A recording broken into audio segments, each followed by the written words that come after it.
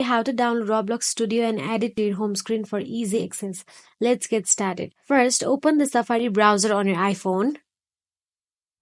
Then in Safari address bar, type in Roblox Studio and hit enter to visit the Roblox Studio website. Once on the Roblox Studio, log into your Roblox account if you haven't already done so. You can see login option available on top right corner. Tap on it and enter your username and password. After logging in, you can see your Roblox Studio account available here. Then simply click on the save icon shown in below.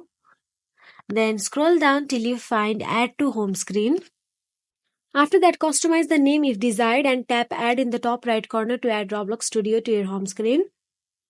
And there you have it. You have successfully downloaded Roblox Studio on your iPhone and added it to your home screen. If you found this tutorial helpful, give it a thumbs up and subscribe to our channel. Thank you for watching.